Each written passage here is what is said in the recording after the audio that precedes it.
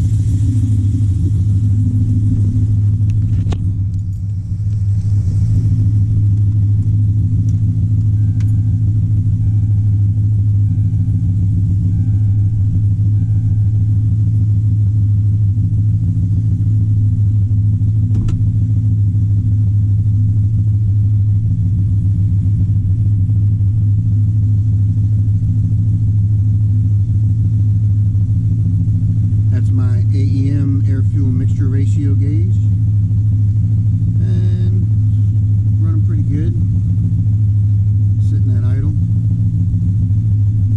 but as you can tell, it's not stock by any means. So we'll go over a few things.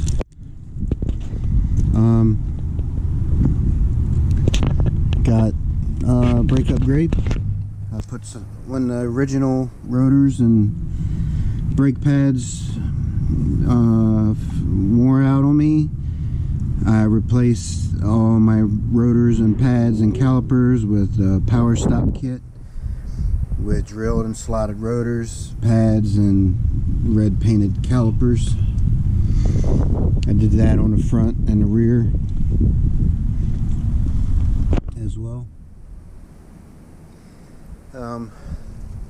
The wheels are off of a 2015 Sport, so they're a little bit newer wheels. I got a tri-fold hard shell Armor Flex cover to go with the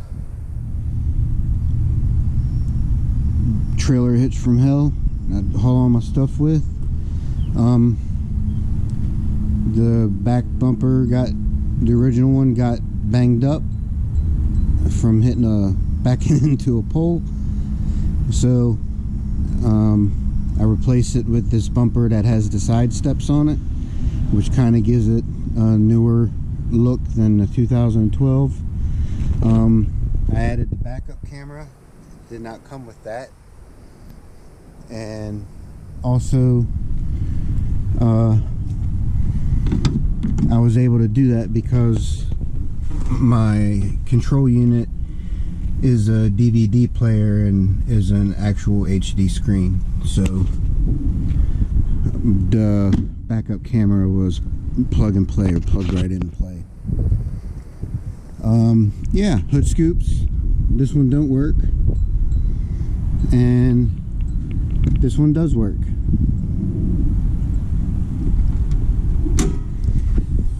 And that's where it lets all the cold air in, right there, and forces it right down there, which is beautiful. Oh yeah, so this is the MOPAR cold air intake. If you just have the cold air intake, you'll have the aluminum plate that says MOPAR and have the emblem on it and all to seal this off. If you don't have the RT Sport hood, you can't get this. So me being crazy like I am, I wanted to make sure it was sealing, so I put my drop light in here, put my GoPro in the middle, and turned it all around while shutting the hood to see if I had any leaks, and I did. I had a little bit of a leak from here to here, And I was letting hot air in from here, and it was maybe, you know, 3/8 of an inch, if that, not much. So what I had to do is go to the auto parts store and buy some bulb seal, which is this, or weather stripping, or whatever you want to call it. In the aviation industry, we call this bulb seal. And I had to put this on the air box. That way when it shuts, this bulb seal and that bulb seal mates, giving it a 100% sealed fit. So it is getting pressurized and air rammed right down its throat. I added a catch can. Must have, I think. Also replaced the valve covers with some polished aluminum valve covers. I replaced the thermostat with a 180-degree thermostat. Let's see. Oh yeah, get down here. I went with some BBK Long tube headers, and I put a new water pump on it while I was at it, and I put a Hellcat oil pump in it.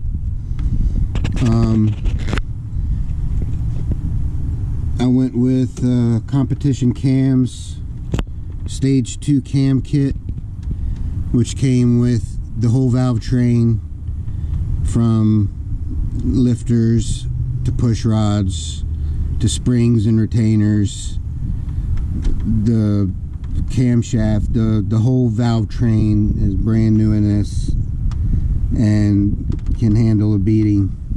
Finally, no more lifter problem. I eliminated the MDS system as well. Let's see if I can get under here. Custom 3-inch wide pipe right here. No cats. 3-inch exhaust all the way back to a Borla muffler and Borla exhaust. Up, long tube header.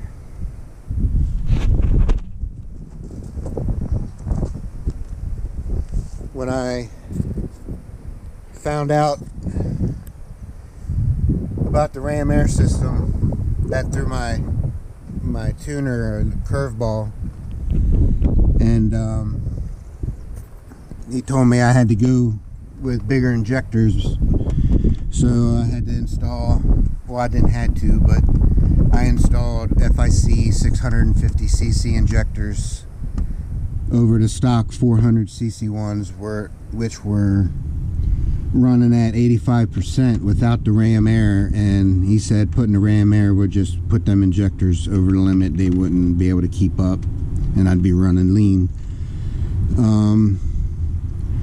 I got a custom tune.